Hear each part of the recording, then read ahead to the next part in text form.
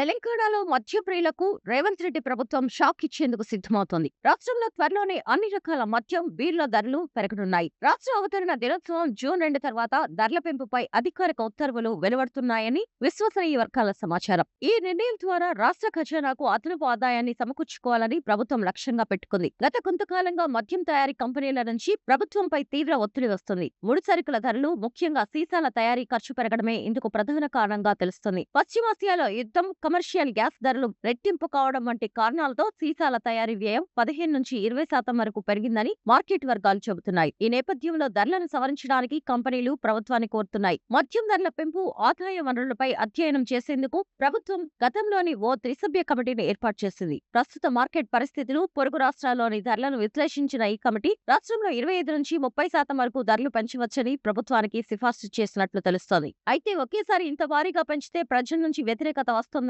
ఆలోచనతో ప్రభుత్వం సుమారు 10-15% మేరకే పెంపునకు మొగ్గు చూపుతున్నట్లు సమాచారం. ఈ పెంపు నిర్ణయం అమలైతే సాధారణ, మీడియం బ్రాండ్లతో పాటు ప్రీమియం బ్రాండ్ల ధరలు కూడా పెరగనున్నాయి. పెరిగిన ధరల ద్వారా ప్రభుత్వానికి అదనపు ఆదాయం లభించనుండగా మద్యం ప్రియులపై మాత్రం భారం పడనుంది. ఆర్థిక, అబ్కారీ శాఖలు దీనికి సంబంధించిన కసరత్తును ఇప్పటికే పూర్తి చేసినట్లు తెలుస్తోంది.